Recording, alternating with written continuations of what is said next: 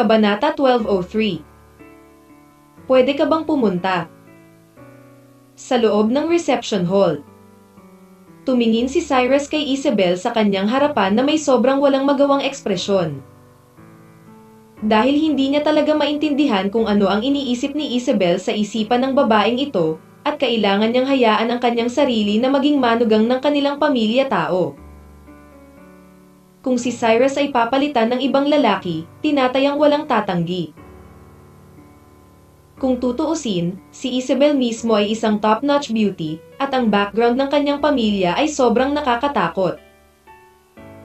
Ang sinumang makapagpakasal sa isang maputi at mayamang dilag tulad ni Isabel ay isang biyaya na nalinang sa walong buhay.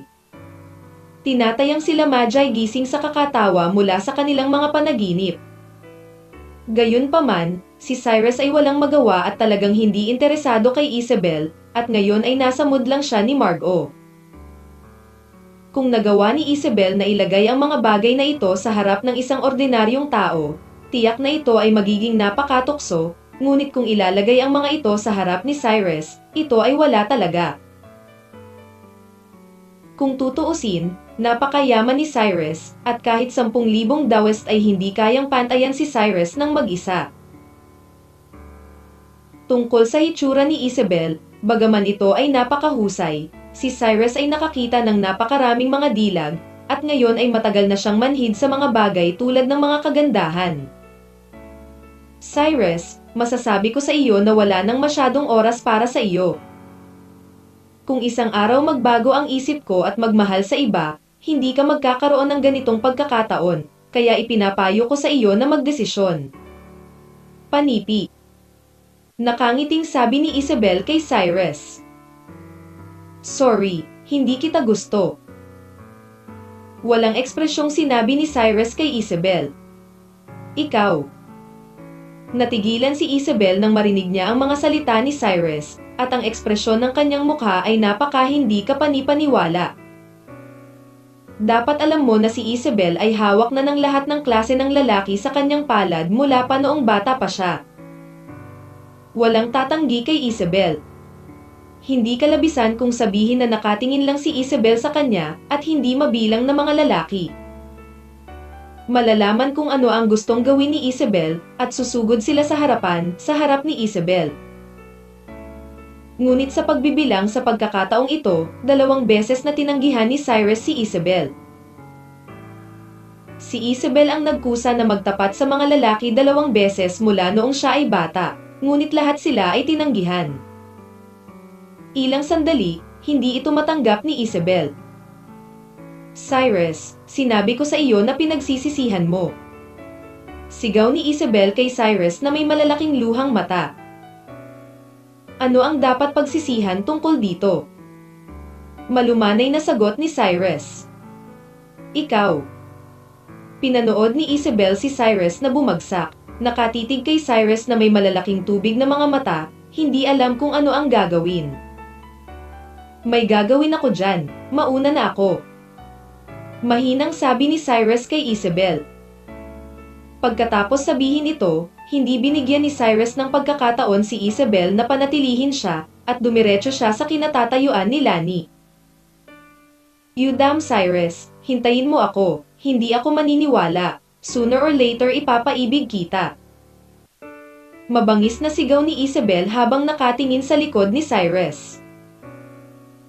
Matapos muling humiwalay si Cyrus kay Isabel, diretso siyang naglakad papunta sa gilid ni Lani, at pagkatapos ay kumurap kay Lani. Matapos maunawaan ni Lani ang ibig sabihin ni Cyrus, ipinaliwanag niya lamang ito sa magandang dalaga sa kanyang harapan, at pagkatapos ay sinundan si Cyrus sa isang sulok. May kinalaman ka ba sa akin? Mahinang tanong ni Lani kay Cyrus habang eleganteng umiinom ng red wine. Ate, kilala mo ba yung babae kanina? Walang magawang tanong ni Cyrus kay Lani. Hindi ko alam. Malumanay na sagot ni Lani. Hindi mo sila kilala, bakit mo sila kinakausap? Lalong gumuho ang ekspresyon ni Cyrus nang marinig niya ang mga salita ni Lani, at pagkatapos ay nagpatuloy. Panganay na kapatid, hindi mo ba alam kung paano tayong dalawa nakapasok dito? Paano kung wala kayong invitation letter? Yung babaeng yun ang nagkusa na kausapin ako, hindi ako nagkusa na kausapin siya. Sabi ni Lani kay Cyrus na may kaunting hinaing. Hindi rin uubra. Hindi ka na makakausap kahit kanino mula ngayon. Kung hahayaan mo akong malaman na may kausap kang iba, papaalisin na lang kita. Naririnig mo ba ako? Sabi ni Cyrus kay Lani na may napakaseryosong tono. Ngunit kung hindi ako nakikipag-usap sa ibang tao, ano ang ginagawa ko? Kumurap si Lani at mahinang tinanong si Cyrus. Hindi ba pwedeng maging tapat ka na lang? Walang magawang sabi ni Cyrus. Nako, anong silbi kung nakatayo ako dito ng ganyan? Napakalungkot na sigaw ni Lani. Hindi napigilan ni Cyrus na huminga ng malalim pagkatapos marinig ang mga salita ni Lani. At pagkatapos ay sinabi sa mahinang boses, saan mo nakikita ang cake? Maaari kang kumain ng cake ngayon. Ayokong kumain. Umiling si Lani. Kung hindi ka kumain, umalis na tayo. Kinagat ni Cyrus ang kanyang mga ngipin at sinabi. Hindi pa nagsisimula ang sayaw, hindi pa ako sumasayaw, kailangan kong tapusin ang sayaw bago umalis. Sabi ni Lani sa napakatigas na tono. Tumingin si Cyrus kay Lani sa harap niya at bumagsak ang buong tao. Talagang hindi niya alam kung ano ang sasabihin. Oh, bakit lagi mo akong tinititigan? Pangako ko hindi kita guguluhin at hindi ko hahayaang malaman ng iba na pumasok tayong dalawa sa pader at kahit na gawin ko, hindi magtataksil sa negosyo mo. No. Tumingin si Lani kay Cyrus at sinabing. Huminga ng malalim si Cyrus at sinabi sa mahinang boses, hindi mo ako dapat guluhin, narinig mo ba?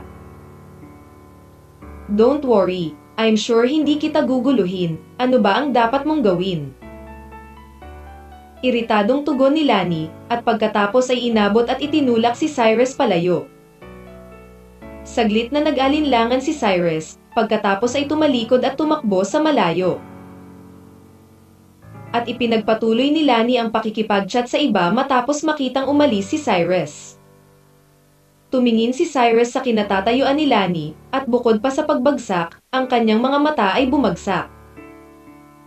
Sa oras na ito, nakita ni Cyrus si Michaela, ang general manager ng Tianian Club, na umaakyat sa entablado habang nakakulot ang kanyang mataas na takong. Itinoon ni Cyrus ang kanyang mga mata kay Michaela matapos makita si Michaela sa entablado, at hindi pinansin ang sitwasyon sa panig ni Lani. Hello everyone, ako si Michaela, ang general manager ng Tianian Club. Pagkarating ni Michaela sa entablado, hinawakan niya ang mikropono at mahinang sumigaw. Nang marinig ng lahat ang mga salita ni Michaela, tumahimik silang lahat at tumingin sa kinatatayuan ni Michaela. Sa oras na ito, si Michaela ay nakasuot ng custom-made na cheongsam, at ang kanyang magandang figura na may mga bukol at matambok ay hindi nakaharang. Kapag natugma sa maselang at magandang mukha ni Michaela, agad itong nakakuha ng atensyon ng hindi mabilang na mga tao. Hindi ko alam kung gaano karaming mga tao sa madla ang nakatitig sa matataas na kambal na taluktok at payat na binti ni Michaela. Ngunit ang mga taong ito ay makatingin lamang dito, at hindi sila nangangahas na mag-isip ng iba. Kabanata 1204. Ang opisyal na simula.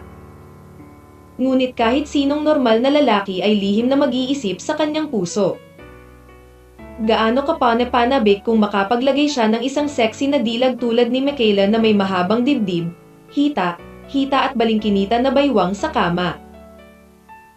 Siyempre, ang mga taong naroroon sa oras na ito ay nag-isip lamang tungkol dito sa kanilang mga puso, at hindi sila nang ahas na kumilos.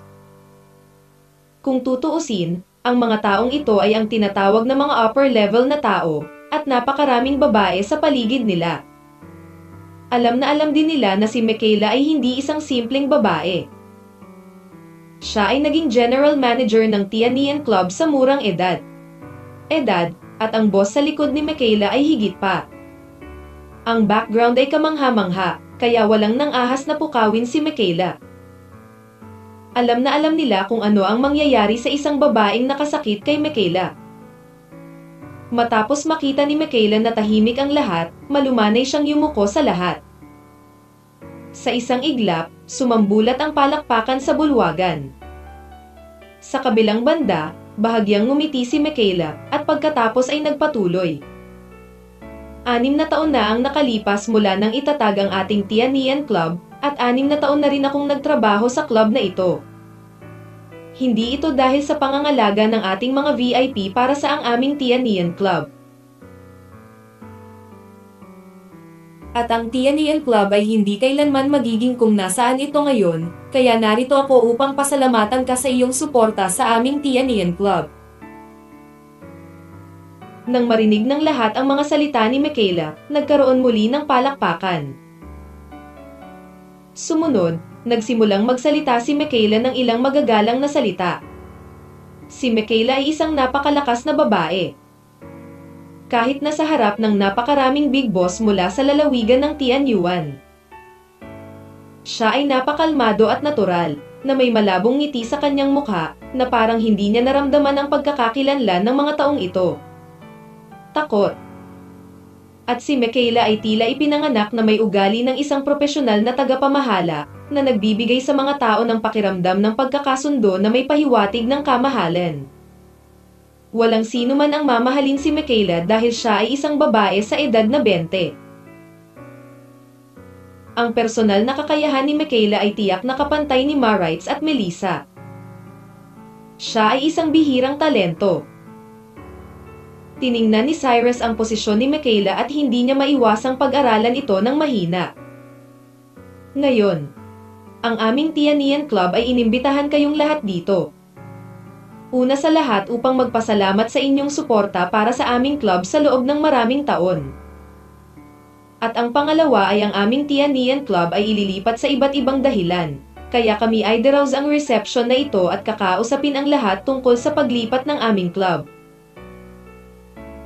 Tumingin si Michaela sa karamihan at nagpatuloy. Matapos marinig ang mga salita ni Michaela, lahat ng taong naroroon ay nagpakita ng nasa sabik na mga ekspresyon. Pagkatapos ng lahat sila ay dumating para sa mga bagay na itinalaga ng Tianian Club.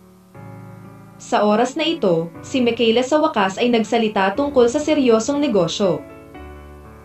Paano kaya sila? Hindi nasa sabik. Mr.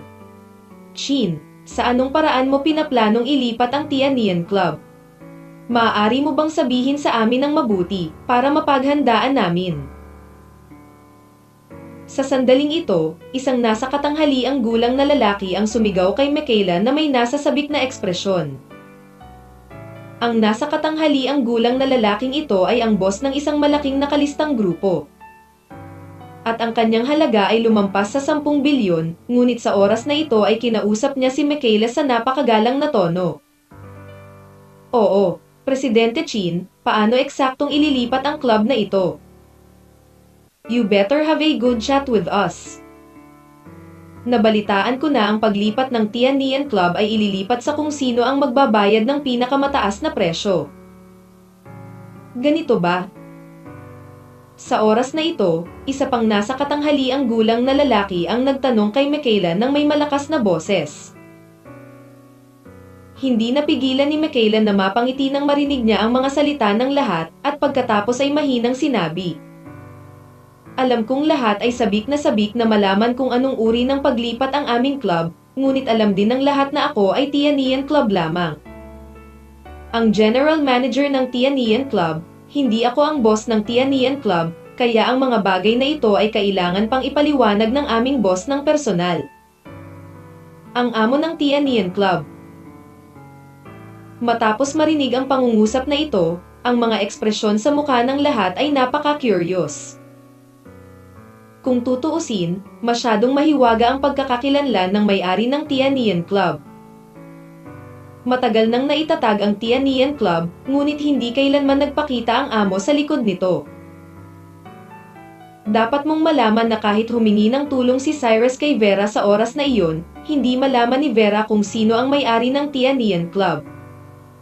Mula rito, makikita mo kung gaano katikat ang pagkakakilanlan at background ng may-ari ng Tianian Club. Siyempre, may isa pang kasabihan na ang may-ari ng Tianian Club ay maaaring taga-kabisera, ngunit dahil sa kanyang espesyal na katayuan, siya ay napakahiwaga.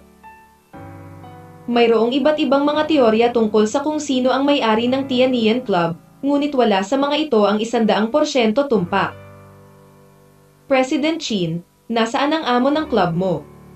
Kailan siya darating? Sa sandaling ito, sumimangot ang isang mas naiinip na nasa katanghaliang gulang na lalaki at tinanong si Michaela. Oo, Mr. Chin. Masyadong misteryoso ang may-ari ng Tianian Club mo, di ba? Kailan ka makakarating? Sumunod naman ang iba at sumigaw.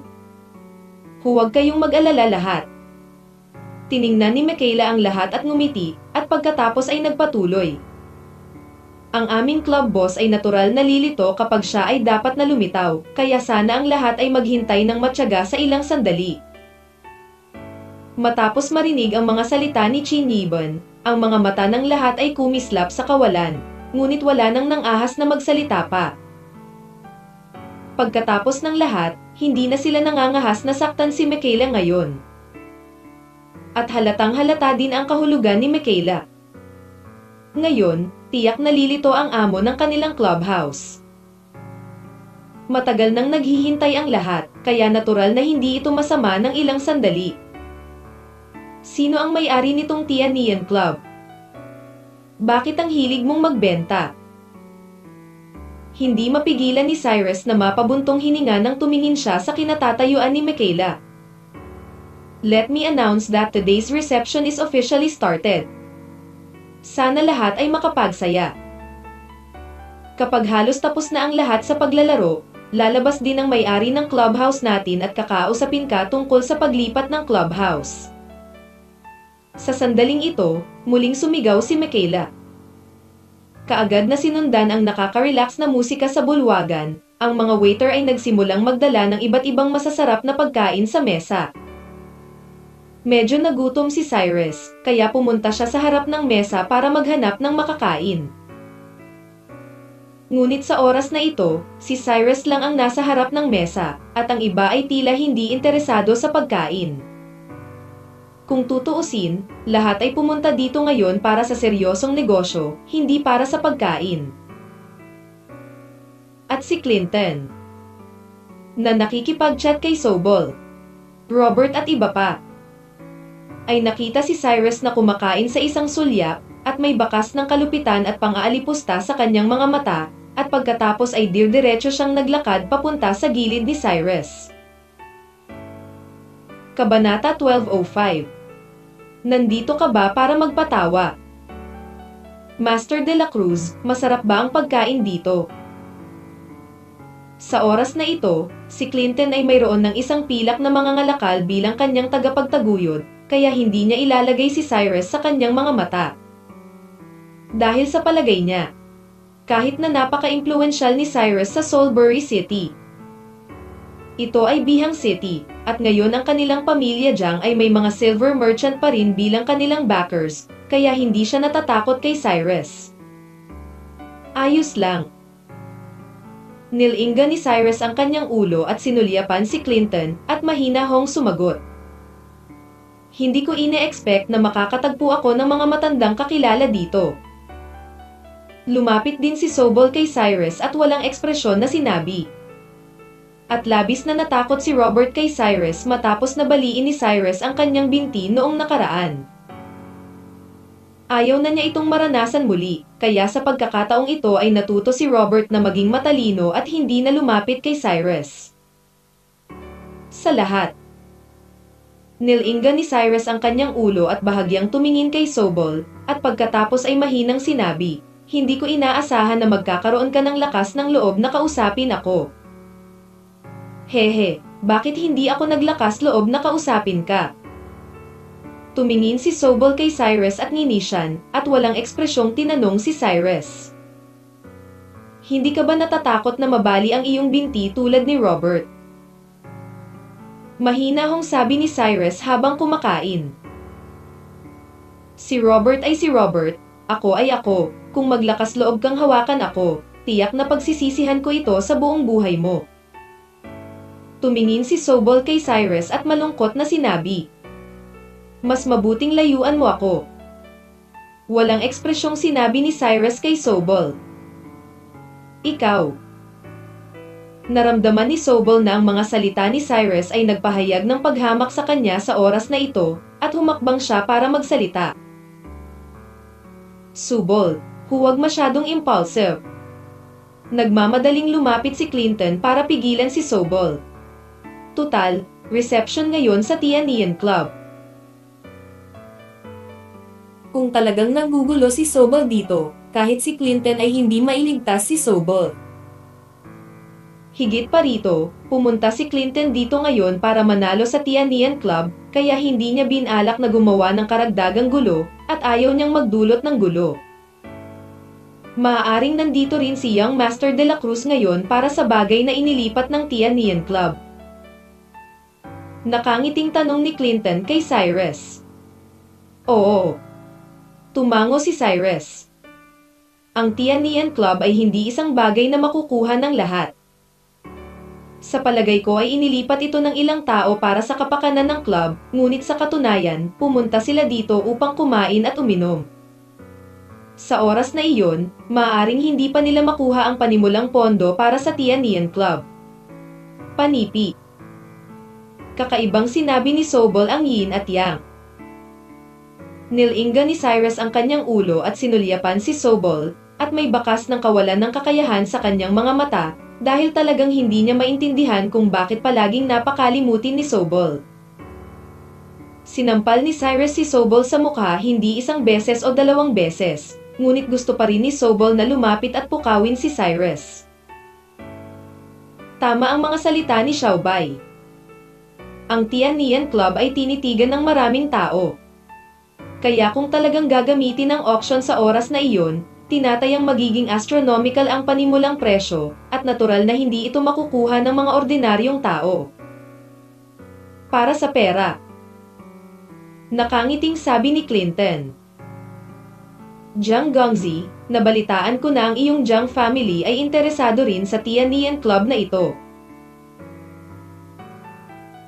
I wonder kung magkano ang inihanda mong pera sa pagkakataong ito. Sa sandaling ito, naglakad si Michael sa gilid ni Clinton at nakangiting tinanong si Clinton. Hindi masyadong naghahanda ang pamilya namin, 2 billion lang. Malumanay na sagot ni Clinton. 20 bilyon. Matapos marinig ang mga salita ni Clinton. Ang lahat ay natulala, at ang mga ekspresyon sa kanilang mga mukha ay lubhang hindi kapanipaniwala, dahil hindi nila inaasahan na ang pamilyang Jiang ay magiging bukas palad sa pagkakataong ito. Tumingin si Cyrus kina Clinton, Michael, at Sobol sa kanyang harapan, at alam sa kanyang puso na ang tatlong ito ay malinaw na kumikilos sa kanyang harapan. At si Cyrus ngayon ay walang ginagawa at naiinip, kaya tahimik niyang pinapanood ang tatlong taong ito na kumilos. Pagkatapos ng lahat, Michael, Sobol, Clinton ay hindi alam sa oras na ito, ang 2 bilyon ay wala sa mga mata ni Cyrus. Kung ito ay talagang higit pa sa mayaman, kahit na tingnan mo ang buong mundo, maaaring walang sino man na mas mayaman kay Cyrus. Kahit na ang lakas ng mga ngalakal na pilak ay napakalakas, ang mga ngalakal na pilak ay hindi pag-aari ng isang tao. At ang mga ari-arian na iyon sa Wangcheng ay pagmamay-ari na ngayon ni Cyrus. Cyrus, interesado ka rin sa Tianian Club, kaya magkano ang inihanda mo sa pagkakataong ito? Lumingon si Michael para tingnan si Cyrus, at nakangiting tinanong si Cyrus. Magkano ang inihanda ko? Hindi napigilan ni Cyrus na matigilan matapos marinig ang mga salita ni Michael, at pagkatapos ay mahinang sinabi, Wala akong gaanong pera. Magkano ba ang hindi mo napaghandaan? Tanong ni Sobol. 5 milyon. Gumawa ng random na numero si Cyrus. Nang marinig ng lahat ang mga salita ni Cyrus, agad silang natulala. Cyrus, hindi mo ba ako niloloko? 5 milyon talaga ang inihanda mo. Tanong ni Clinton na may labis na pagtataka. Di ba maliit na club lang? I think 5 million is enough. Malumanay na sagot ni Cyrus. Cyrus, Soulbury City ka rin Master de la Cruz. Mayroon ka bang wedding group? Lagi kang makakapaglabas ng higit sa 1 bilyong yuan. 5 milyon lang ang inihanda mo. Nagbibiro ka ba? Para ipahiya si Cyrus, nagsalita si Clinton ng napakalakas. Gusto lang niyang marinig ng lahat na naroroon na plano ni Cyrus na kunin ang Tianian Club pagkatapos lamang maghanda ng 5 milyon. At sumigaw din si Sobol sa pinakamataas na boses. Cyrus, tanga ka ba talaga o peke? Hindi man lang makabili ng bar ngayon ang 5 milyon. Ano ba ang iniisip mo? Hindi ako kasing yaman ni Master Jiang. Ang 5 milyon ay hindi maliit na halaga para sa akin. Nakita ni Cyrus na mahilig umarte sina Clinton at Sobol, kaya nakipagtulungan na lang siya sa kanila para ipagpatuloy ang pag-arte. Nakakatawa ka. Walang magawang ngumiti si Clinton kay Cyrus, at pagkatapos ay nagpatuloy. Sa totoo lang, matagal ko nang narinig ang tungkol dito, Cyrus, isa ka lang puppet sa mga kamay ni Jonathan, at ngayon, ikaw na wedding group ang talagang may huling say sa Jonathan. Hindi pa rin ako naniniwala, pero naniniwala na ako ngayon. 5 milyon lang ang makukuha ng boss ng isang wedding group, katawa-tawa ka na. Sina Michael, Sobol at ang iba pa ay tumingin sa posisyon ni Cyrus na may panghahamak sa kanilang mga mukha. Dahil naramdaman nilang dalawa na si Cyrus ang dapat na maging papi ni Jonathan, at ang kanilang takot kay Cyrus ay natural na mas mababa sa kanilang mga puso. Si Robert, na nasa hindi kalayuan, ay mukhang walang magawa. Maaaring hindi alam ng iba kung sino si Cyrus. Ngunit napakalinaw ni Robert sa kanyang puso na ang paggalang ni Jonathan kay Cyrus ay tiyak na mula sa kanyang puso, kaya alam niya na si Cyrus ay ngayon. Sinadya niyang tinutukso sina Clinton, Sobol at iba pa. Kabanata 1206. Napakabuti ng kapalaran ng mga babae. Kung si Cyrus ay isa lang talagang puppet sa mga kamay ni Jonathan, hindi na kailangang matakot ng husto ang kanyang ama kay Cyrus.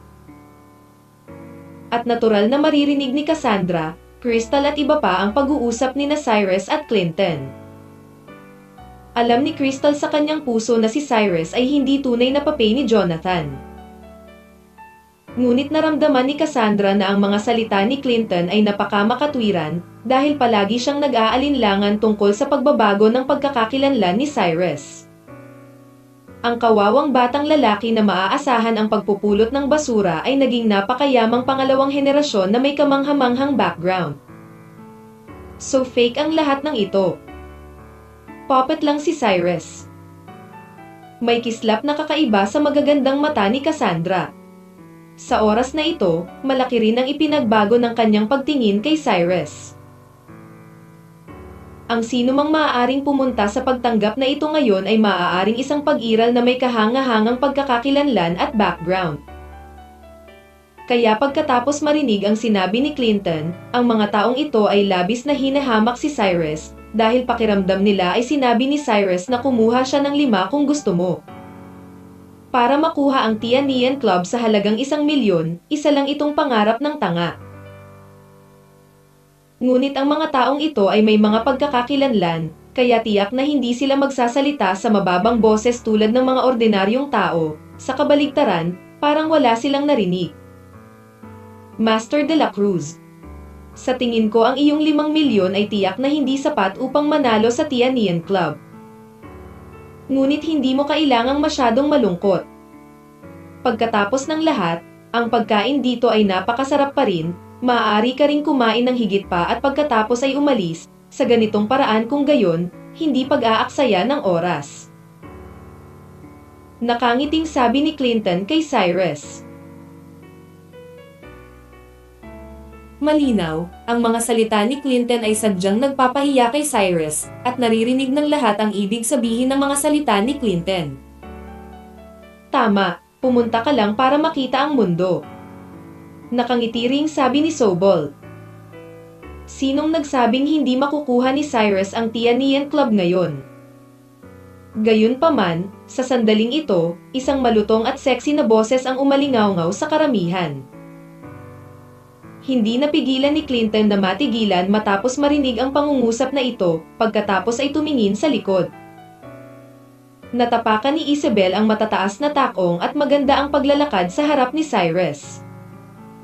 Pagkatapos tumingin ng taas-baba kay Clinton, mahina niyang tinanong si Clinton, "Young Master Jiang, ngayon mo lang sinabi na hindi sapat ang $5 milyong ni Cyrus para manalo ang Tianian Club, kaya magkano ang sasabihin mo sa akin? Sapat na ba ang pera?" Tumingin si Clinton kay Isabel sa kanyang harapan. May kakaibang tingin ang sumilay sa kanyang mga mata, dahil hindi niya maintindihan kung bakit tatayo si Isabel upang tulungan si Cyrus na magsalita sa oras na ito. Dapat mong malaman na ang lakas ng pamilya tao kung saan kabilang si Isabel ay napakatakot pa rin. At nagkaroon ng pagtutulungan sa pagitan ng pamilya Jiang at ng pamilya tao kamakailan, kaya hindi nais ni Clinton na masaktan sa kanyang puso si Isabel. Alam ng lahat na tinuturing ng pamilya tao si Isabel bilang magiging tagapagmana. "Miss Tao, anong ibig mong sabihin?" Tanong ni Clinton kay Isabel na may kahihiyang ekspresyon. Si Isabel ay palaging nasa tabi ni Rico ngayon lang. Nang makita niya sina Clinton, Sobol at iba pa na pinapahiya si Cyrus na magkasama, nakaramdam siya ng hindi komportable. Kung tutuusin, talagang gusto ni Isabel si Cyrus, kahit na walang awa na tinanggihan ni Cyrus si Isabel ilang beses, ngunit gusto pa rin ni Isabel na tulungan si Cyrus na mauna. Matapos makuha ni Isabel ang pagsang-ayon ni Rico, diretso siyang tumayo. At alam na ngayon ni Rico ang pagkakakilanlan ni Cyrus, at hiniling niya kay Isabel na gawin ito ay walang iba kundi ang manalo kay Cyrus. What I mean is very simple. Hindi ba natawa ka lang sa kawalan ng kakayahan ni Cyrus na sumali sa kompetisyon ng Tianian Club? Tapos gusto kitang tanungin kung paano ka qualified. Tumayo si Isabel sa tabi ni Cyrus at walang ekspresyong tinanong si Clinton. Huminga ng malalim si Clinton at sinabi sa mahinang boses, "Miss Tao, wala akong ibang ibig sabihin, itong si Cyrus ay mananalo sa club na ito pagkatapos lamang maghanda ng 5 milyon, sa tingin ko ay kulang ito. Kaya naman pakiramdam ko ay hindi siya kwalipikadong sumali sa kompetisyon ng Tianian Club. So ito Hindi napigilan ni Isabel na mapangiti, at pagkatapos ay mahinang sinabi, "Ang 5 milyon ni Cyrus ay talagang hindi marami." "Oo, ang 5 milyon ay talagang mas mababa." Bahagyang tumango si Clinton. "Tapos kung ay didagdag natin ang 3 bilyon mula sa pamilya nating tao, hindi ko alam kung sapat ba ito o hindi." Ang sumunod na pangungusap ni Isabel ay nagulat sa lahat ng naroroon. Walang mag-aakalang ang pamilya tao kung saan kabilang si Isabel ay direktang naghanda ng 3 bilyong yuan, at nagplano pa rin silang tulungan si Cyrus na manalo sa Tianian Club. Napatingin ang lahat sa posisyon ni Cyrus at nagtaka kung paano mapapaboran si Cyrus ni Isabel at ng pamilya tao. Maging si Cyrus mismo ay naguguluhan, dahil ang 5 milyon ay ang casual na pinag-usapan ni Cyrus, at wala siyang planong gumastos ng 5 milyon. At ang lalong hindi niya maintindihan ay kung bakit pinili ni Isabel na gumamit ng napakaraming pera para tulungan ang kanyang sarili. Nagplano kaya si Isabel na gumamit ng pera para suhulan ang sarili nang makita niyang hindi gumagana ang beauty plan. At ang mga mata ni Clinton ay kumislap ng kaunting kakaiba.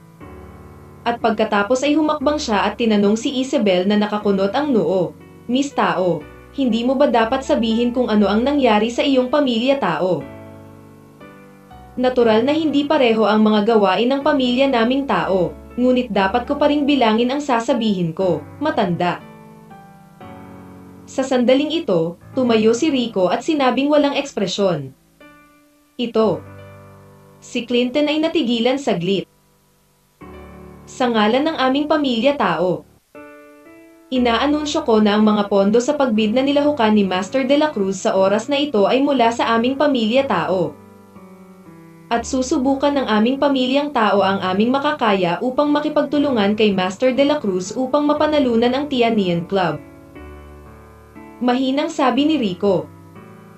Lahat ay tumingin sa posisyon ni Rico na may komplikadong mga mata at ang kanilang mood ay abnormal na nawala. Kung tutuusin, napakalinaw nila tungkol sa lakas ng ekonomiya ng pamilya Tao.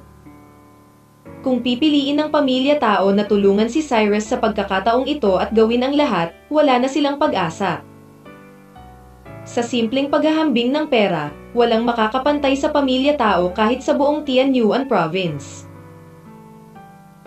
Tumingin si Crystal sa kinatatayuan ni Cyrus at lihim na bumantong hininga sa kanyang puso. Hindi nakakapagtakang hindi pa hinarap ni Kuya Cyrus ang nararamdaman ko para sa kanya. Lumalabas na nakahanap na siya ng mas bagay para sa kanya. At nataranta rin sina Sobol, Michael at iba pa, dahil hindi talaga maintindihan ng dalawa kung bakit laging napakabuti ng swerte ni Cyrus. Noong nasa Salisbury City sila, tinulungan siya ni Monica at tinulungan din ni Claudia si Cyrus. Ngayon ay mas pinalaki pa nang dumating siya sa Bihang City. Si Cyrus ay talagang nakasama ang panganay na prinsesa ng pamilya Tao. Iniisip ni Sobol na kahit na mukhang mabait si Cyrus, hindi siya sobrang gwapong lalaki. Bakit napakaganda ng relasyon ni Cyrus sa mga babae? Kabanata 1207. Ang mga asset ay lumampas sa 1 trilyon. At hindi maintindihan ni Cassandra kung bakit nangyari ang lahat ng ito. Tiningnan ni Lani ang posisyon ni Cyrus mula sa malayo, at huminga ng mahina, hindi ko akalain na makikilala ni Cyrus ang pamilya Tao. Ang swerte ng Peach Blossom ay talagang maganda. Cyrus, tara na. Walang ekspresyong sinigawan ni Isabel si Cyrus, at nagkusa na hawakan ang braso ni Cyrus. Matapos makitang umalis sina Cyrus at Isabel, lihim na nahulaan ng lahat ang relasyon ng dalawa. Mababa ang tingin ng lahat kay Cyrus noon, ngunit kung si Cyrus ang manugang ng pamilya Tao, maaaring ibang-iba ang sitwasyon. Ate, kailan kita hiniling na tulungan mo ako? Matapos makalayo sina Cyrus at Isabel, hindi niya maiwasang magtanong kay Isabel sa mahinang boses. Hindi mo sinabi na tulungan kita. Malumanay na sagot ni Isabel kay Cyrus. Then why you still say those words in front of so many people? Your words can easily make others misunderstand the relationship between the two of us, alam mo ba yun? Walang magawang sabi ni Cyrus kay Isabel. Huminga ng malalim si Isabel at bumulong, Cyrus, nagkukusa ako na tulungan ka sa pera ngayon. Alam mo ba kung gaano karaming tao ang gusto ng pagkakataong ito at hindi nila ito makukuha? Hindi ko kailangan ng tulong mo ngayon. Direktang sumagot si Cyrus kay Isabel. Ikaw. Tumingin si Isabel kay Cyrus at hindi nakaimik, at pagkatapos ay mahinang sinabi, wala ka bang planong kunin ang Tianian Club? Siyempre gusto kong makuha ang Tianian Club, ngunit kukunin ko ito sa sarili kong paraan. Ang iyong pamilya Tao ay maaari ding sumali sa bidding, hanggat ang club na ito ay hindi mahuhulog sa mga kamay ng Clinton at ng pamilya ni Jiang. Mahinang sabi ni Cyrus kay Isabel. Hindi napigilan ni Isabel na lumingon kay Cyrus, at saka bumulong, Cyrus, galit na galit ka ba sa akin? I don't hate you. On the contrary, I think you are quite nice, but I already have a fiancé, and I don't want to do anything to hurt my fiancé, kaya kahit gaano pa kalaki ang pera na ibigay mo sa akin. I can't be with you together. I think one day may makikilala kang mas bagay sa'yo. Mahinahong sabi ni Cyrus kay Isabel. Tumingin si Isabel kay Cyrus at nag-alinlangan ng 2 segundo, pagkatapos ay sinabi sa mahinang boses, hindi ko inaasahan na magiging si Isabel ngayon. Palagi kong tinatanggihan ang iba, ngunit ngayon ay tinatanggihan ako ng iba. Time. Curious talaga ako kung sino ang fiancé mo, sinong kayang magpakaloyal sa'yo sa kanya. My fiancé is the most perfect woman in the world in my opinion. Mahinang sabi ni Cyrus. Well, since hindi naman tayo pwedeng magkasama, magkaibigan na tayo simula ngayon. Alam ni Isabel na baka wala na talaga siyang pag-asa, kaya nagkusa siyang magsabi. Ayos ito. Bahagyang tumango si Cyrus. Kung ganoon, kailangan mo pa ba akong tulungan na ibagsak itong Tianian Club? Tumingin si Isabel kay Cyrus at nagpatuloy sa pagtatanong. Hindi na kailangan, hanggat ang Tianian Club ay hindi mahuhulog sa mga kamay ni Clinton, kung kailangan ng iyong pamilya tao ng tulong ko, matutulungan din kita. Mahinang sabi ni Cyrus. Paano mo kami matutulungan? Walang imik na sumagot si Isabel kay Cyrus, pagkatapos ay tumalikod at naglakad sa gilid ni Rico. Tumingin si Cyrus sa likod ni Isabel at walang magawa. Alam niyang medyo seryoso ang sinabi niya, pero pakiramdam niya ay mas mabuting magsalita siya ng malinaw, para hindi na matuloy ang hindi pagkakaintindihan ni Isabel. Sa kabilang banda, pagkatapos bumalik ni Isabel sa Rico, sinabi niya sa napaka-frustrate na tono. Lolo, nabigo ako, at sinabi ni Cyrus na hindi niya kailangan ng tulong ng ating pamilya tao. Haha. Pagkaraang marinig ito, bahagyang ngumiti si Rico, at pagkatapos ay nagsabi ng blanko ang mukha. Walang paraan upang mapabilib si Master de la Cruz sa lungsod ng Salisbury ng 3 bilyong yuan lamang, ngunit ang aking layunin ay nakamit, at ikaw ay itinuturing na natapos na. Ang gawain. Lolo, anong ibig mong sabihin? Saglit na natigilan si Isabel at nagtanong kay Rico na may napakagulong ekspresyon. Si Cyrus ay anak ni Cyrus mula sa Salisbury City. Ang kanyang mga ari-arian ay lumampas na sa 1 trilyong yuan. Imposibleng magustuhan niya ang maliit na bagay na ito mula sa aming pamilya tao. Ang dahilan kung bakit hinayaan kitang gawin ito ay upang magkaroon ka isang magandang relasyon kay Cyrus. Kung tutuusin, tayong mga tao na pamilya ay talagang makakatagpo ng anumang problema sa hinaharap, si Cyrus ay hindi tatayo sa pagtingin sa iyong mukha.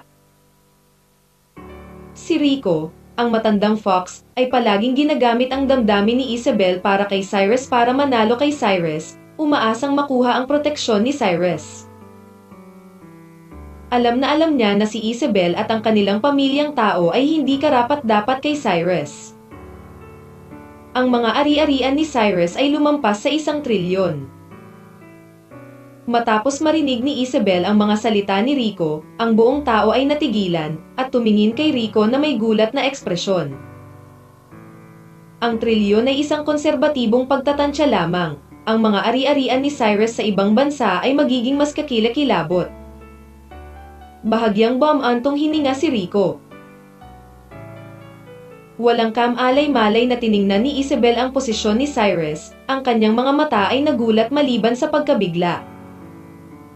Sa kabilang panig, umakyat si Michaela sa entablado na may nakataas na takong matapos makitang malapit ng matapos ang oras. How are you guys doing? Kontento na ba kayo sa hospitality ng clubhouse natin? Pagkatapos maglakad sa entablado, nakangiting tinanong ni Michaela ang mga tao. Mr. Chin, huwag kang sasuko. Kailan darating ang amo ng club mo? Oo, Mr. Chin, matagal na kaming naghihintay, para lang hintayin ang pagpapakita ng boss mo. Hindi ba siya darating ngayon? Bilisan mo at pag-usapan ang paglipat ng club. Ang lahat ay tila naiinip, at nag-aalalang nagtanong kay Michaela. At bahagyang ngumiti si Michaela matapos marinig ang sinabi ng lahat, at mahinang sinabi. Huwag kang masyadong mabalisa, dumating na ang boss ng clubhouse natin, at lihim kanyang pinagmamasdan. Ang mga salita ni Michaela ay itinapon sa karamihan na parang bombang oras. Walang mag-aakalang dumating na ang may-ari ng Tianian Club at kasama siya sa kanila. Nagsimulang lumingon ang lahat sa mga tao sa kanilang paligid na para bang gusto nilang hanapin ang may-ari nitong Tianian Club. At medyo na-curious din si Cyrus kung sino ang amo ng club na ito. Tumingin siya sa paligid at wala siyang nakitang kamukha ng amo ng club. Okay, wala akong ibebenta sa iyo. Susunod, hilingin natin sa boss ng ating Tianian Club na pumunta sa entablado at sabihin sa lahat ang tungkol sa paglipat ng ating club. Napangiti si Michaela sa pangungusap na ito, at pagkatapos ay nagkusa na umatras sa likod ng entablado. Kabanata 12:08. Pinaglalaruan. Tahimik ang lahat ng naroroon. At ang lahat ng kanilang atensyon ay nasa karamihan, dahil alam nila sa kanilang mga puso na ang taong lumabas sa karamihan ng mga oras na ito ay dapat na may-ari ng club. Di ba boss siya ng isang clubhouse, bakit napakahiwaga? Hindi napigilan ni Cyrus ang pag-ungol sa kanyang puso. Ngunit sa sumunod na segundo, natigilan si Cyrus sa pwesto. Dahil nalaman niya na si Lani ay talagang nakatapak sa maselang sapatos na may mataas na takong, at maganda ang paglalakad palabas ng karamihan. Ang unang reaksyon ni Cyrus ay si Lani ang lumapit sa kanya, ngunit sa sumunod na segundo ay nalaman ni Cyrus na si Lani ay tumatakbo patungo sa entablado. Si Lani kaya ang may-ari ng Tianian Club. Paano ito posible? Tinitigan ni Cyrus ang posisyon ni Lani, at ang ekspresyon sa kanyang mukha ay hindi maisip bukod pa sa pagiging hindi kapanipaniwala. Hindi siya makapaniwala na si Lani ang may-ari ng Tianian Club. Ngunit nang makita niyang si Michaela ang nagkusa na ibigay ang kanyang mikropono kay Lani, alam niyang hindi siya nagkakamali. Ang magandang Lani na ito na nanggugulo sa kanya ay talagang may-ari ng Tianian Club. Si Lani ngayon ay hindi masyadong nagbihis ng sarili. Orihinal na isang magandang puting palda na hanggang tuhod ang scratch nang umakyat siya sa dingding, kaya sa oras na ito ay suot ni Lani ang miniskirt na ibinigay ni Michaela kay Cyrus. Ang palda ay napakagamaikli. Balingkinitan at makatarungang mga binti ay lahat ay nakalantad sa paningin ng lahat, lalo na sa ilalim ng pag-iilaw ng liwanag. Ito ay naglalabas ng mga pagsabog ng mapang-akit na liwanag. Ang babaeng ito, si Lani, ay may napakagandang figure at mukhang napakaganda, kaya maging ang mga damit ng ibang tao ay ganap na makontrol. Ang sexing katawan ni Lani ay tugma sa isang maislan na mukha, at ang buong tao ay mukhang maislan at maganda, na para bang ang bawat bahagi ng katawan ay naperpekto sa sukdulen.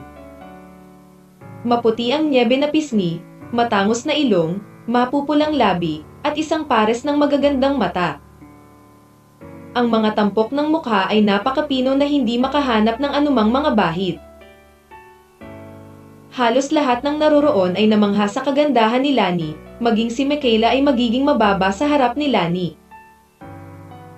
At tulala si Cyrus, na may abnormally collapsed expression sa kanyang mukha.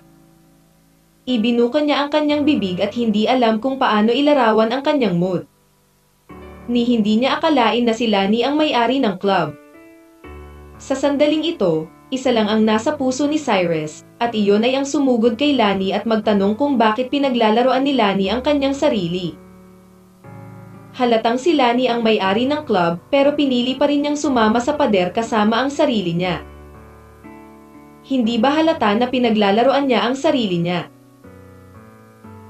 At sa oras na ito, sa wakas ay naunawaan ni Cyrus kung bakit hindi itinuloy ni Michaela ang pagnanakaw ng kanyang mga damit noong panahong iyon. Ang unang reaksyon ni Michaela nang makita siya ay ang makilala siya. Ang lahat ng ito ay dahil si Lani ang may-ari ng club, at alam ni Michaela na si Cyrus ay nagnanakaw ng mga damit para kay Lani. Naramdaman ni Cyrus na niloko siya nitong si Lani mula simula hanggang wakas. Ang may-ari ng Tianian Club, na sinubukang hanapin ni Cyrus, ay nasa tabi niya sa lahat ng oras. Ngunit may isang bagay na hindi maintindihan ngayon ni Cyrus. Kung si Lani talaga ang may-ari ng Tianian Club, malamang na sinadya ni Lani ang kanyang sasakyan. Ngayon, sinasadya na rin siya ni Lani na naghihintay sa dingding sa likod. Ipinapakita nito na sadyang nilapitan ni Lani ang kanyang sarili. Ngunit hindi maintindihan ni Cyrus, ano ang pakay ni Lani sa paglapit sa kanya. May kinalaman ba ito sa kanyang mana? Sa oras na ito, naramdaman ni Cyrus na may mali habang iniisip niya ito. Alam niya na lahat ng mga bagay na ito ay konektado, at tiyak na may layunin si Lani. Ikinalulungkot kong pinaghintay ang lahat ng matagal. Sa sandaling ito, mahinang sinabi ni Lani sa karamihan. Parang gulat na gulat pa rin ang lahat sa gulat kanina. Ngumiti si Lani at nagpatuloy. Naitatag ko ang Tianian Club 6 na taon na ang nakalilipas. Ngunit sa iba't ibang kadahilanan. Nakatira ako sa ibang bansa. At walang paraan upang bumalik sa China. Kaya inilagay ko ang club na ito na Letlebingbang na pamahalaan ito, kaya naman hindi ako nagpakita sa nakalipas na 6 na taon at hindi ako kilala ng lahat. Tumingin si Cyrus kay Lani, at ngayon ay hindi siya naniniwala sa bawat salitang sinabi ng babaeng ito, dahil sa tingin niya ang babaeng ito ang tunay na acting school. Maraming salamat sa iyong suporta sa aming clubhouse sa napakaraming taon, at maraming salamat sa pagpunta sa pagtanggap ngayon. Para sa ilang mga espesyal na kadahilanan, hindi ko planong ipagpatuloy ang pagpapatakbo ng clubhouse na ito. Hindi ito dahil sa anumang problema kasama ang clubhouse. Ngunit sa palagay ko, dapat akong maghanap ng mas angkop na may-ari para sa clubhouse na ito. At ako, ang hindi gaanong responsableng may-ari, ay talagang hindi kwalipikadong ipagpatuloy ang negosyo, kaya tama ang balita na natanggap mo dati. Ang Tianian Club ay talagang lilipat na. Tumingin si Lani sa karamihan at nagpatuloy. Kung ganoon Miss Chu, paano mo ito ita-transfer? Tuwang-tuwang tanong ng isang nasa katanghaliang gulang na lalaki kay Lani. Ang paraan ng paglipat ay isinasagawa sa anyo ng pagbid. Walang pakialam na sumagot si Lani, at pagkatapos ay nagpatuloy. Ngunit ang aming bid ay iba sa ibang mga bid. Mayroon pa rin akong nararamdaman para sa clubhouse na ito, at hindi ko nais na ilipat ang clubhouse sa normal na paraan, dahil nararamdaman ko na kung sa kasong iyon. Baka nagsisisi ako sa mga pagsisikap ng napakaraming empleyado sa clubhouse sa loob ng maraming taon. Kung gayon, paano mo gustong ilipat ito? Mabilis na tanong ng crowd. Magpapadala ako sa iyo ng isang bidding book sa ilang sandali. Hanggat ang sino mang gustong sumali sa bidding ay makakakuha ng kopya. Ang kailangan mo lang gawin ngayon ay isulat kung magkano ang handa mong bayaran para sa club na ito, at tapos pagkatapos ng reception, the winning bid will be announced. Tiningnan ni Lani ang lahat sa napakakalmang tono at sinabi. At pagkatapos marinig ang mga salita ni Lani, isang bakas ng kawalan ng kakayahan ang sumilay sa kanilang mga mata. Dahil alam nila sa kanilang puso na bagamat sinabi ni Lani na ang kanyang paraan ng pagbibid ay iba sa iba. Sa huling pagsusuri, sino man ang nagbayad ng mas maraming pera ay makakakuha ng Tianian Club. Tumingin si Clinton sa kinatatayuan ni Lani, at may kislap na pagmamalaki sa kanyang mga mata. Kung tutuusin, napakahusay niyang pinaghandaan sa pagkakataong ito. Tila ang pamilyang tao lang ang makakalaban niya sa napakaraming tao na naroroon.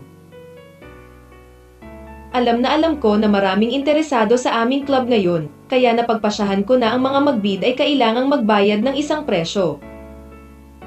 Sa sandaling ito, tumingin si Lani sa karamihan at nagpatuloy. At pagkatapos marinig ng lahat ang mga salita ni Lani, ang mga ekspresyon sa kanilang mga mukha ay medyo naguguluhan, dahil hindi nila naintindihan ang sinabi ni Lani tungkol sa presyo. Miss Chu, ano ang presyo na sinabi mo? Tanong ni Clinton kay Lani sa mahinang boses. Kabanata 1209. Magsisimula na ang bidding. Bahagyang ngumiti si Lani matapos marinig ang mga salita ni Clinton, at pagkatapos ay mahinang sinabi. Ang presyo ay talagang napakasimple. Ibig sabihin, kapag ang lahat ng mga bidder ay lumahok sa bidding, dapat silang magbayad ng 1% ng presyo ng bidding, hindi alintana kung sila ay nanalo sa bid o hindi. 10 as the price. Nagulat ang lahat nang makita nila ang posisyon ni Lani, dahil alam nila ang halaga ng Tianyan Club sa kanilang mga puso. Kahit na ito ay 10% lamang, ito ay isang napaka-nakakatakot na figura, at ang perang ito ay malamang na ilabas ng walang bayad. Nangangahulugan ito na kapag mas marami kang bid, mas maraming panganib ang iyong dadalhin. Huwag kang mag-alala.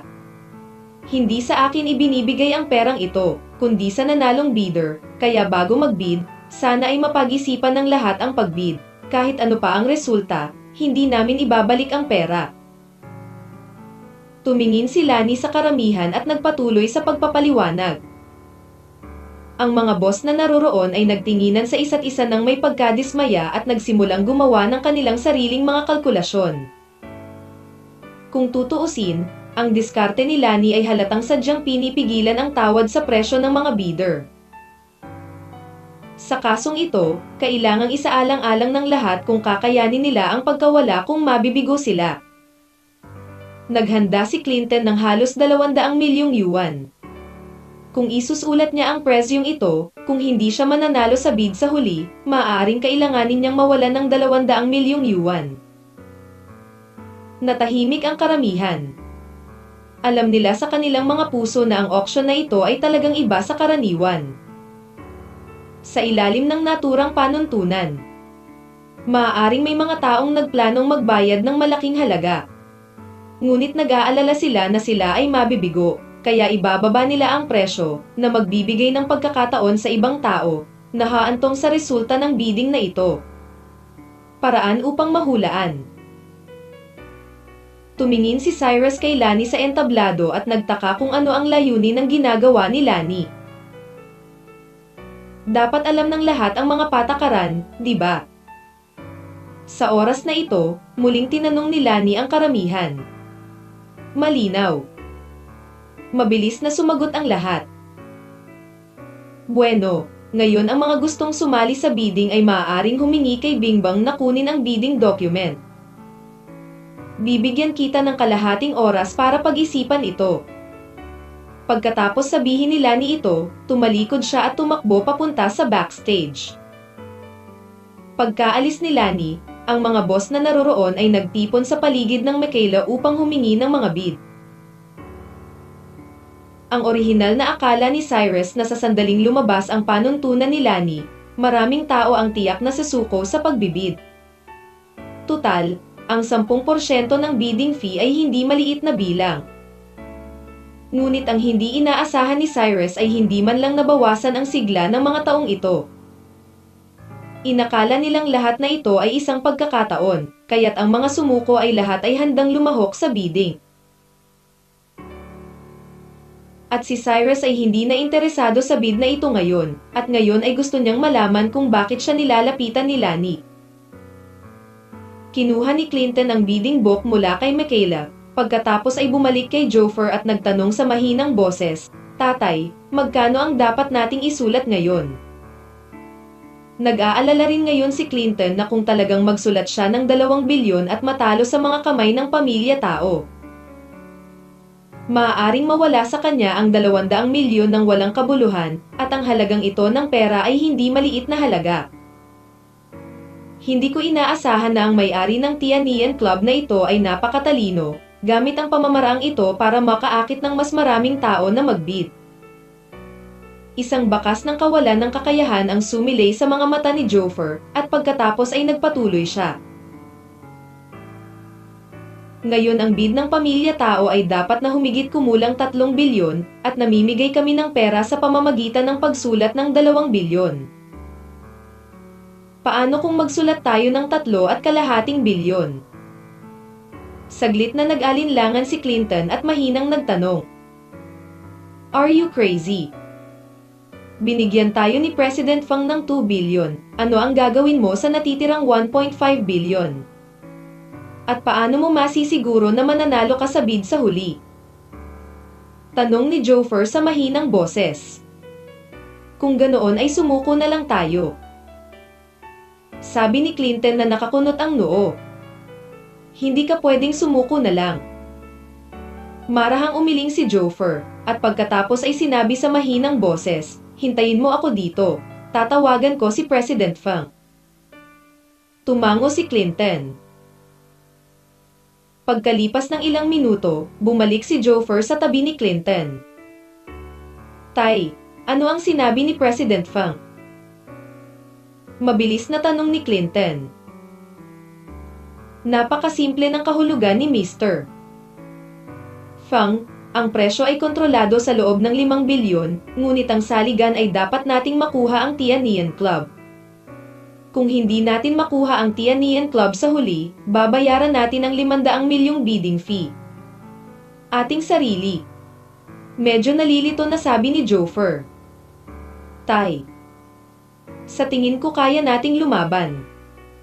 Tutal, nangako sa atin si President Fang na basta manalo siya sa Tianyan Club, bibigyan niya tayo ng 20% ng shares, at ang presyo ng 5 bilyon ay napakataas, kahit na ito ay ang pamilya tao ay hindi makabuo ng pera, kaya ang aming pag-asa ay napakataas pa rin. Sabi ni Clinton sa mahinang boses. Ang 500 milyon ay hindi isang maliit na halaga, nag-aalala ko tungkol sa kabiguan. Sabi ni Joffre na nakakunot ang noo. Tay, ito na lang ang pagkakataon na bamuelta ang pamilya Jiang natin. Kung talagang makukuha natin, I think it's all worth it. Nagnganga ang mga ngipin ni Clinton at sumagot. Nilinga ni Joffre ang kanyang ulo at sinulyapan si Clinton. At sinabi sa mahinang boses, tama ka, ito ay isang pagkakataon para sa ating pamilyang Jiang na tumalikod, at sulit na sumugal ng 500 milyon. Matapos sabihin ito, direktang nagsulat si Joffre ng 5 bilyon sa dokumento ng pagbid at pinirmahan ang kanyang pangalan. Para naman sa pamilya tao, isinulat ni Rico ang bilang na 3 bilyon ng walang pag-aalinlangan. Pagkatapos ng lahat, ang 300 milyong pesos lamang ay hindi isang sakit para sa pamilya tao. Kung manalo sila sa bid sa huli, natural na ito ang pinakamahusay. Kung hindi sila nanalo sa bid, katanggap-tanggap na mawala ang 300 milyong yuan. Noon pa man ay mayaman ang pamilya tao, kaya wala silang pakialam sa perang ito. Ang mga taong naroroon ay nagsusulat din ng kanilang sariling mga presyo sa sikolohiya ng mga sugarol. At si Cyrus ay tumahimik, at walang ideya na makilahok sa bidding. Bahagyang tumingin si Michaela kay Cyrus, saglit na inutusan ang kanyang assistant, at pagkatapos ay naglakad papunta kay Cyrus na may dalang dokumento sa pagbid. Master de la Cruz, sabi ni Miss Chu, interesado ka rin sa clubhouse natin, kaya sana makasali ka rin sa bidding. Inabot ni Michaela ang bidding book kay Cyrus at mahinang sinabi kay Cyrus. Gusto mo lang kumita sa akin, itong si Lani ay hindi mabuting tao. Walang magawang sagot ni Cyrus. Young Master de la Cruz, kahit anong gusto mong intindihin, kung ayaw mong sumali sa bidding, pwede. Walang magawang sabi ni Michaela.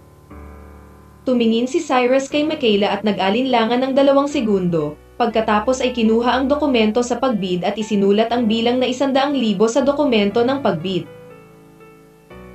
Ang mga mata ni Michaela ay kumislap ng bakas ng kawalan ng kakayahan matapos makita ang figura ni Cyrus, dahil casual lang siyang nagsulat at naglaro. Kabanata 12:10. Hindi payag. Hayaan mong sabihin ko sa iyo, ang iyong boss, si Lani, ay may utang sa akin na 10,000 pesos para sa pag-aayos ng kotse. Kung ako ay nabigo sa bid, tanungin ang iyong boss para sa bidding fee, huwag mo akong tanungin. Ibinigay ni Cyrus ang dokumento sa pagbid kay Michaela at marahas na sinabi. At tumingin si Michaela kay Cyrus na may kakaibang hindi makapagsalitang ekspresyon. Wala siyang paraan para maniwala na ang binatang nakatayo sa harapan niya sa oras na ito ay talagang anak ng Salisbury City, na may bilyon-bilyong mga ari-arian. Lumipas ang kalahating oras at naibigay na ang lahat ng mga bid. At muling lumitaw si Lani sa entablado at mahinang nagsabi. Ngayon ay binibilang ng staff ng aming clubhouse ang mga dokumento sa pagbid, kaya ang susunod na hakbang ay ang pinakamahalagang bahagi ng pagtanggap ngayon, iyon ay ang dance party. Napatingin ang lahat sa kinatatayuan ni Lani at medyo nawala ng imik. Kung tutuusin, ang pagbid ang pinakamahalaga sa kanilang mga mata, ngunit ang pagsasayaw ang pinakamahalagang bagay sa mga mata ni Lani. Bagamat ganoon ang iniisip nila sa kanilang mga puso, ang mga batang talento na naroroon ay sabik na subukan. Alam nila na si Lani ay hindi isang simpleng babae.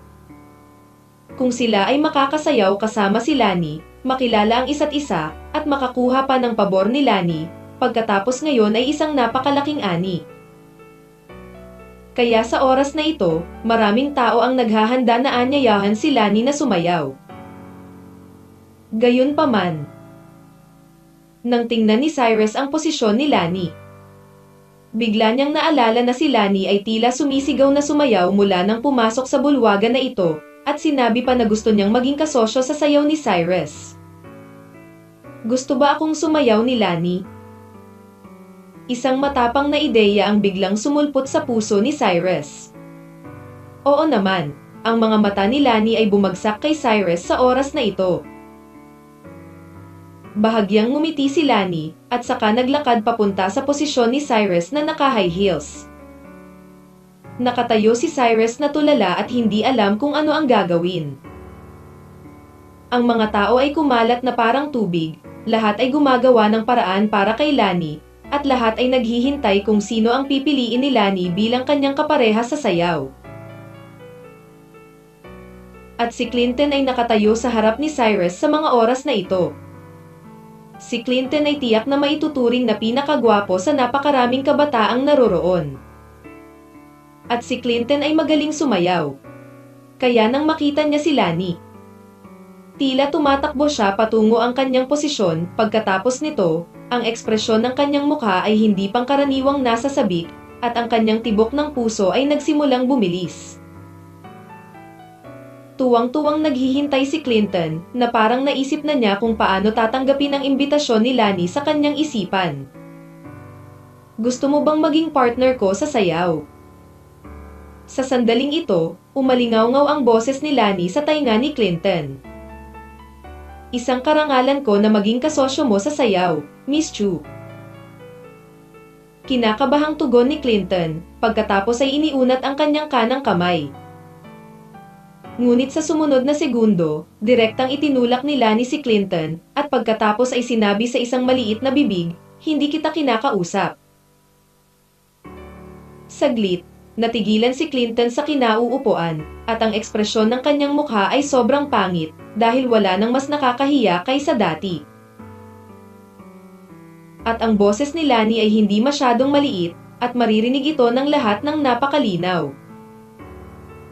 Kung hindi dahil sa pag-aalaga sa mukha ni Clinton, tinatayang tumawa na ng malakas ang mga taong ito. Matapos itulak ni Lani si Clinton palayo, diretso siyang naglakad papunta kay Cyrus. Sa oras na ito, napakalapit ni Cyrus at Lani, at naamoy pa ni Cyrus ang mapang-akit na aroma ng Lani. Cyrus, gusto mo bang maging partner ko sa sayaw? Naglakad si Lani sa harap ni Cyrus at mahinang tinanong si Cyrus. Matapos marinig ang mga salita ni Lani, Lahat ay nagpakita ng nagulat na ekspresyon dahil hindi nila inaasahan na pipiliin ni Lani si Cyrus bilang kapareha sa sayaw. Ang ekspresyon sa mukha ni Clinton ay tila mas pangit. Kung si Lani ay pumili ng iba, si Clinton ay maaaring hindi masyadong mapahiya, ngunit si Lani ay kailangang pumili kay Cyrus kapag maraming tao ang piniling hindi. Hindi ako marunong sumayaw. Ngunit walang nakaisip na tatanggihan ni Cyrus si Lani sa harap ng napakaraming tao. Ang maging kasosyo sa sayaw ni Lani ay pangarap na ng lahat ng naroroon, ngunit sa sandaling ito ay inilagay ang pagkakataong ito sa harap ni Cyrus, at talagang tumanggi si Cyrus. Napatulala ang lahat.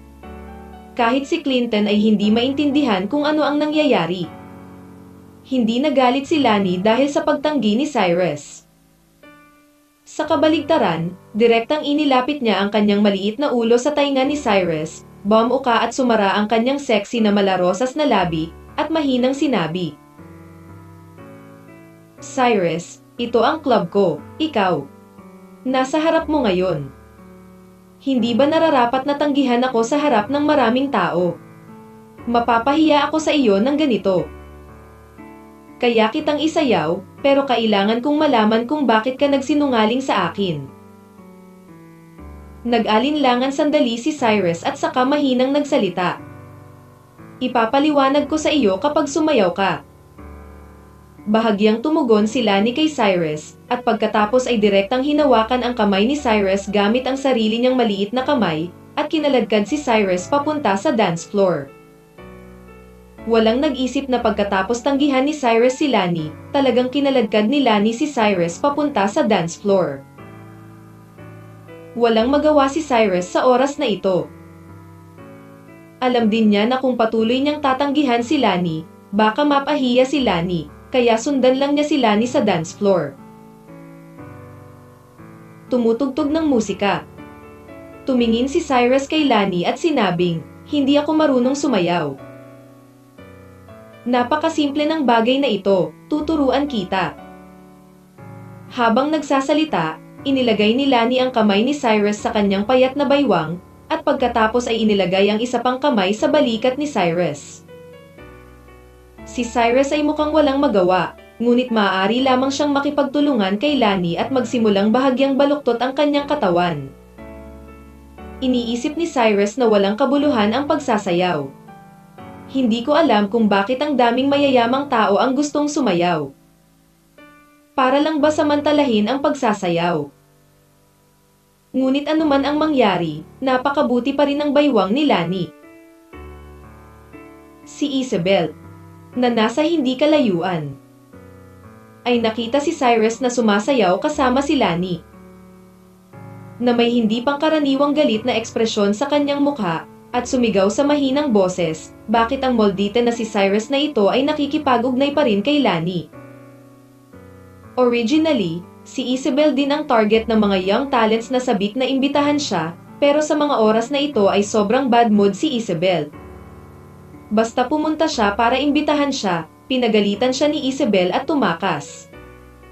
Sa huli, sa gitna ng dance floor, bumulong si Cyrus kay Lani at nagtanong, "Ngayong nakasayaw na kita, maaari mo bang sabihin sa akin kung bakit ka nagsinungaling sa akin? Hindi ka pa natutong sumayaw, sasabihin ko sa'yo kapag nagawa mo na." Mahinang sabi ni Lani, "Ano ang ginagawa ko kapag wala akong matutunan tungkol dito?" Walang magawang sabi ni Cyrus. "This is the basic etiquette of the upper class. Kung hindi ka marunong sumayaw, pagtatawanan ka." Seryosong sabi ni Lani.